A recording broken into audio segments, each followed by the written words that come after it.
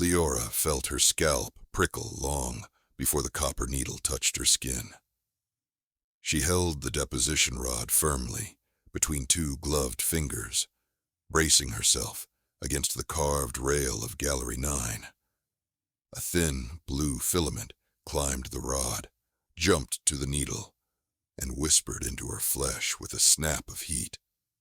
For a moment, the world blew apart into luminous diagrams, equations milling like startled birds, the scent of burnt resin, a chorus reciting shipbuilding techniques in a dozen dead tongues. Then everything contracted again, leaving her eyes watering and her heart drumming like a snared moth. Another charge spent, another volume devoured. She slipped the depleted bottle into the dull glass chute, where it rattled away toward the reclamation furnaces. Around her, the vault drifted. A moon-pale island hung on iron chains above the sleeping gulf. Shelves curled in spirals 3 stories tall. Each shelf was a lightning arbor, rack on rack of stoppered spheres, whose inner storms flashed, faded, and flashed once more. The oldest ones barely glimmered at all. "Archivist Leora," a voice called down the coil-cord stair. "You're pushing your quota again." She recognized the admonishing lilt of Master Greven, always careful to sound paternal, while reminding underlings that charges weren't cheap these days.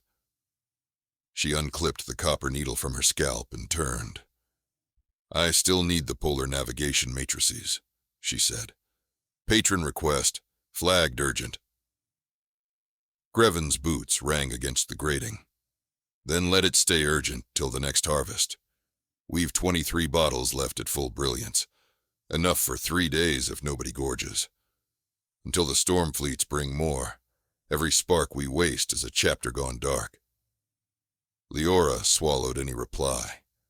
The master was right, of course. The floating libraries had lived off summer monsoons for 5 millennia, siphoning lightning into blown glass prisons and distilling thought out of shock waves. But the monsoons were wandering south now, thinning like old blood, and the storm fleets returned each season with emptier holds. She offered a curt nod and slipped the deposition rod into its velvet sheath. Behind Greven, an apprentice guided a trolley of dimming globes toward discharge, where librarians would bleed the last flickers into sparking text and then shelve the dead glass among the lost. Shelving the lost was the newest duty taught to novices. They learned to mourn silently and quickly. That evening, when the mooring chains groaned with cooling metal and the ventilation sails creaked under starlight, Leora drifted through the atrium garden, where iron roses grew along arcs of static. She found her friend Thomas there, perched on a maintenance gantry, legs dangling over clouds. His coat still stank of brine and ozone. He'd only hours ago returned from the failed harvest. "I heard," she said by way of greeting. "So did most of the archive." Thomas tossed a pebble into the mist beneath them and listened for the delayed splash. None came. They were a kilometer above water. Leora settled beside him on the beam, tucking her skirt under her knees. "How bad?" He rubbed thumb and forefinger together, as if grinding invisible sand. "We crossed 3 storm corridors, caught 28 bolts total. That's a fifth of what the charts promised." "What about the equatorial front next month?" "Gone." He exhaled a laugh without humor. "No convection towers, no anvil tops, just a sullen drizzle like the sky regretted being born." She wished for something sensible to say, comfort or actionable data, but found neither. So instead she produced a folded scrap of shimmerleaf from her pocket. "I decoded another slab today," she offered. "Gallery 9. It mentioned a seed storm engine. Sounded theoretical." Thomas raised a brow. "You're chasing fossils while the present dies." "The past is often the only place the future survives," she said. It was a quote from the founding curator, etched above the grand lift. She'd mocked it as a pupil, yet over the years it had become a quiet refrain. Thomas flicked the dangling hook of his earring, a nervous habit. "Tell me?" She did. The slab, written in polychrome script, was part of a treatise on atmospheric inducement. It spoke of a device housed in the high annex, one of the lesser-known skyward spires that drifted beyond the main stacks. The device, the text claimed, could coax moisture into updraft, birthing storms where none would otherwise form. An artificer named Ilwyn Vox had tested it centuries ago, but the experiment's outcome was redacted behind a wall of scorched runes. "Could be myth," Thomas said, after her recitation, but his eyes were restless sparks in the twilight. "Or abandoned, because it worked too well," Leora countered. "Or not at all. Either way, we need to know." They sat in silence, absorbing the impossible notion that somewhere above their heads, within reachable lattices, might be a machine that made storms. If it existed, and still functioned, it could flood the bottling terraces with fresh lightning. It could save the libraries, the fleets, perhaps even the scattered harbor cities that relied on jolted knowledge for governance and trade. But reaching the high annex wasn't trivial. The annex drifted on magnet buoyancy alone, tethered by antiquated tram cables, now deemed unsafe by every maintenance guild.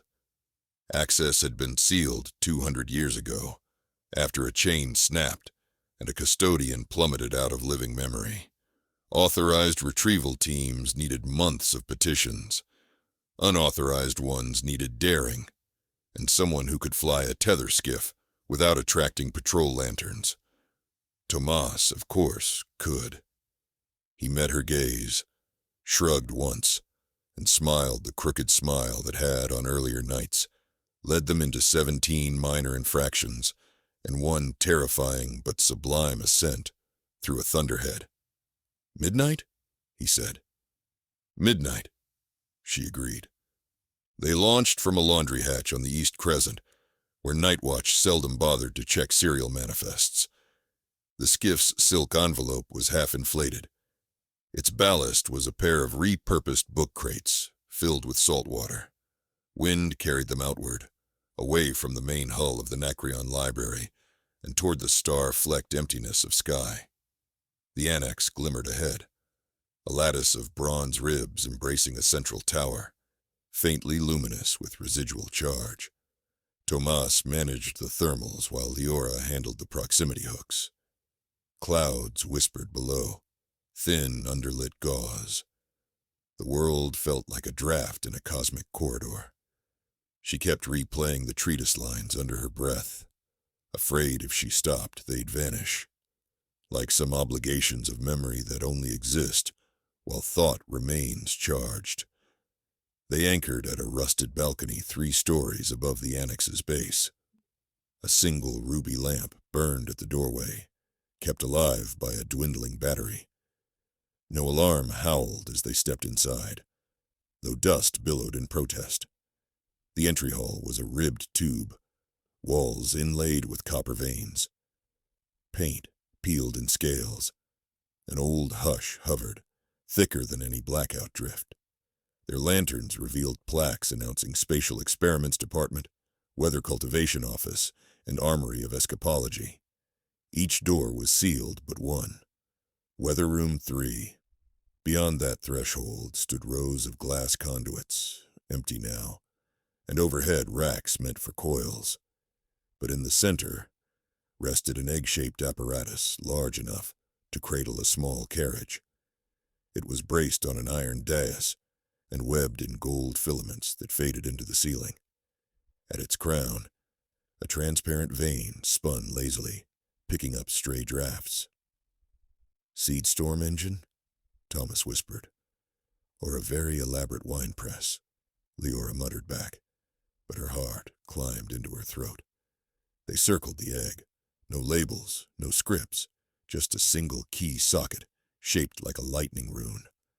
Leora produced her archivist's toolkit and selected a slender glyph rod. Thomas raised a brow. You carry a universal bypass? Regulation defines it as an emergency decryption wand. She slotted it into the socket. The device accepted the rod with a pneumatic sigh. Lights stirred along the floor, creeping outward like dawn spilling under a door. A rush of static raised Leora's hair. Somewhere deep within the annex, turbines coughed to life. Still got juice, Thomas murmured, awe mixing with fear. Panels irised open around the egg, revealing a hollow core ringed by rows of needle points. Suspended in the center was a quartz sphere scarcely larger than a fist. Minuscule sparks flickered inside, chasing each other in orbits too orderly to be random.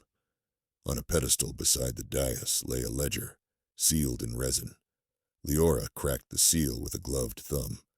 The pages were wax laminated, the ink still legible. She scanned entries dated 186 years prior. Vox's own hand, prototype successful in ion accrual.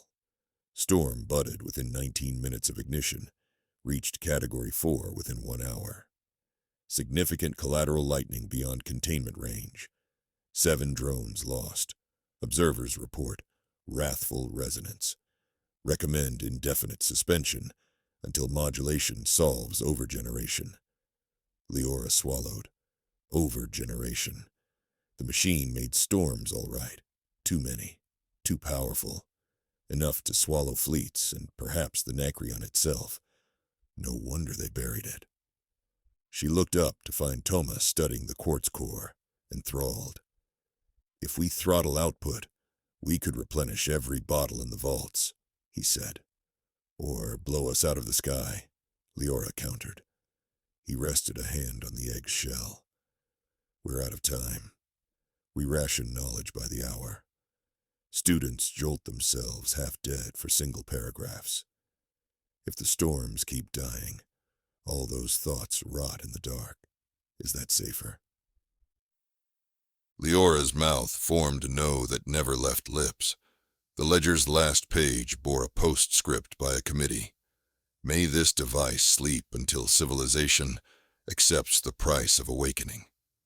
Perhaps that hour had come. She leafed backward to the specifications. A modulation circuit existed, never installed due to resource shortage. Parts list: bismuth core lens, tri-tuned capacitors, fractal governor. Leora recognized each item. Spares gathered dust in remote storage back on the Nacreon. If they fetched them, they might balance the output. Tomas, can you keep power minimal while we get the parts? He grinned. If you can promise they'll fit. Returning unnoticed was easier than leaving. Curators presumed no one would break into a place so dull as remote storage. By dawn, they had crated 3 capacitors and the governor lens aboard the skiff. Gray morning light smeared across the gulf as they docked again at the annex. Inside, the engine hummed at a sleeping cat's purr. They worked in tandem, Leora reciting assembly steps from memory shards still tingling at the back of her skull, Tomas translating those shards into mechanical reality. They wired the governor, aligned the lens, bolted capacitors to the primary rails. Finally, they stood before a toggle shaped like a lightning fork. Storm seed ready, Thomas said. Leora inhaled, tasting copper. Phase 1 only, 10% discharge. He threw the switch. Voltage chattered through the floor. The quartz sphere bloomed white, veins of cobalt lightning swirling across its surface. Overhead, the air thickened, as though the annex had dipped into heavier atmosphere. A rumble traveled up Leora's legs to her chest. In the skies beyond the skylights, clouds were gathering, tufted swirls that hadn't existed a moment ago. They spiraled around the tower, pulling vapor up from the gulf. Wind howled through broken louvers. Rain pattered against the glass, tentative, newborn. "Governor holding?" she asked over the rising din. Tomas peered at the gauges. Needles jittered, but remained in the first arc of green. Stable. Then a crack like tearing continents split the sky. An incandescent filament lashed from cloud to the annex's lightning mast, grounding through the floor. The egg swallowed the bolt, its core blazing. Restraining rings glowed cherry, yet the gauges dipped, absorbing the charge without leaping past yellow. Leora laughed, half terror, half exultation. "It works!" They let the engine run 5 minutes more, until the reservoir's indication reached 60%. That alone equaled hundreds of harvest bolts. Then she gestured, and Thomas shut the toggle. Instantly, the engine dimmed. Outside, the nascent cyclone wobbled, shedding lightning like golden pollen, then dissolved into ragged rain and sun-silver steam. Silence fell, punctuated by drips. "Now we bottle," Thomas whispered. They radioed Nacreon, under an emergency code usually reserved for mid-air collisions, demanding immediate dispatch of all available prism carriers. Grevin's voice answered, incredulous. Then he caught the sound of thunder behind their transmission and launched the whole bottling fleet. By afternoon, the sky above the annex was a marketplace of kites. Copper-framed contraptions towing filaments into the swirling updrafts, the engine continued to nurse at low power. Lightning obeyed like a summoned god, diving down each filament, shunting into reservoirs with obedient fury. Spheres filled faster than crews could swap them. Apprentices whooped every time glass flashed cerulean and sealed itself with a crystalline ping. Leora moved among them, recording yields. Her heart soared with every tally. Yet caution pinched the back of her mind. The moderation circuit held, for now. But how long before some excitable overseer decided to turn the dial further? Or other archives heard rumor and built their own seed engines, less carefully. At dusk, Grevin approached, beard slick with drizzle, eyes wide as a boy's. "You did this," he said. Not accusation, but wonder. "We woke what was already here." He followed her gaze to the egg's faint glow. "We'll need protocols," he murmured. "Regulations, custody charters. And historians," Leora added, "to remember why restraint matters." Grevin nodded, the weight settling upon him. Yet he couldn't suppress a grin when another bottle pinged full behind them. That night, when carriers ferried the first recharged globes back to Gallery 9, librarians queued for jolting. Some wept as forgotten chapters flared again, pouring into their nervous systems like returning friends. On the veranda, apprentices exchanged sparks for jokes, gossip, shy glances. Little luxuries, previously too expensive. Thomas found Leora by the observation rail, where earlier she had agonized over quotas. Now shelves pulsed beneath them, like bioluminescent reefs. "Storm fronts receding," he said, nodding toward a lightning-bruised horizon. "Engine cooling." "We can schedule runs," she mused. "Predict, harvest, rest. Let the sky and the archive heal together." He leaned on the rail. "They'll make you a counselor for this." "Unlikely. They prefer their counselors alive 20 years. He chuckled, then quieter. "We bought time, but storms will still fade someday. Even seeded ones." "I know." Leora tapped her temple where the copper needle had earlier kissed her skin. "Knowledge shouldn't rely on pain or weather. Perhaps this reprieve lets us find gentler vessels, ink that doesn't burn." Thomas turned a bottle in his hand, watching miniature lightning swirl inside. Maybe wisdom, too. Shouldn't need thunder to be heard. She smiled at the thought of libraries where books could simply be read. No shock, no ration tickets, no scorch marks on scalps. It sounded fanciful, yet so had making storms only a day ago. Below, the first relit corridors rang with students' footsteps. Ideas long entombed blazed anew, streaking through minds hungry as dry fields greeting rain. And overhead in the annex, the egg-shaped engine slept behind fresh vault doors, its governor sealed, its key vaulted under triple oversight, a sentinel rather than a secret. Leora closed her eyes and listened, to distant thunder rolling away, to laughter nearer by, to the hush that comes after catastrophe is postponed and possibility breaks open like dawn. She inhaled air still laced with ozone and promised herself she would not waste the world this storm had given back.